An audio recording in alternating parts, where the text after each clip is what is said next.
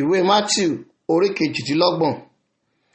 Ní òpin ọjọ́ ọ̀sẹ̀, bí ilẹ̀ ọjọ́ kìíní ọ̀sẹ̀ ti bẹ̀rẹ̀ sí mọ́, Maria Magdalene àti Maria kejì wá láti wo ibojì náà, sì wò ìṣẹ̀lẹ̀ ńlá ṣẹ̀, nítorí áńgẹ́lì Olúwa ti ọ̀run sọ̀kalẹ̀ wá, ó yí òkúta náà kúrò, ó sì jókòó lé e.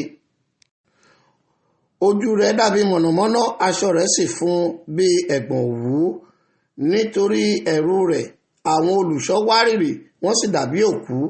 Áńgẹ́lì náà sì dáhùn, ó sì wí fún àwọn obìnrin náà pé, ẹ má bẹ̀rù, nítorí èmi mọ̀ pé ẹ̀yin ń wá Jésù tí a kàn mọ́ àgbélébùú.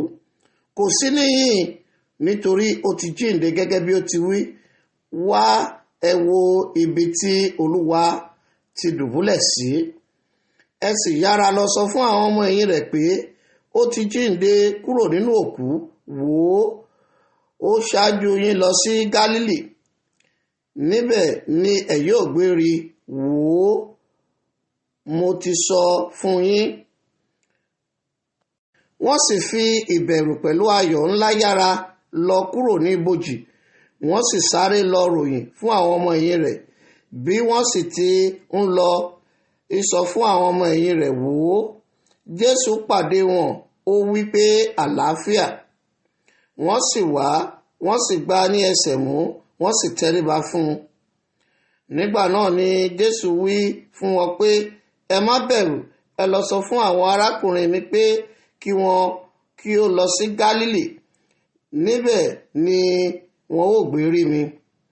Ǹjẹ́ bí wọ́n ti ń lọ, wò ó, nínú àwọn olùṣọ́ wá sí ìlú, wọ́n ròyìn gbogbo nǹkan wọn nì tí ó ṣẹ̀ fún àwọn olórí àlùfáà. Nígbà tí àwọn pẹ̀lú àwọn àgbààgbà péjọ, tí wọ́n sì gbìmọ̀, wọ́n fi ọ̀pọ̀ owó fún àwọn ọmọ ogun náà. Wọ́n sì wí fún wọn pé, ẹ wí pé àwọn ọmọ ẹ̀yìn rẹ̀ wá ní òru, wọ́n sì jí gbé lọ nígbà tí àwa ń sùn. Bí èyí bá dé etí baálẹ̀, àwa ò yí ní ọkàn padà, a ó sì gbà yín sílẹ̀. Bẹ́ẹ̀ ni wọ́n gba owó náà, wọ́n sì ṣe gẹ́gẹ́ bí a ti kọ́ wọn. Ọ̀rọ̀ náà sì di rírò kiri lọ́dọ̀ àwọn Júù títí di òní. Nígbà náà ni àwọn ọmọ ẹ̀yìn rẹ̀ 11 jáde lọ sí Gálílì, sí orí òkè tí Jésù ti sọ fún wọn. Nígbà tí wọ́n sì rí, wọ́n forí balẹ̀ fún un, ṣùgbọ́n àwọn mìíràn ṣiyèméjì.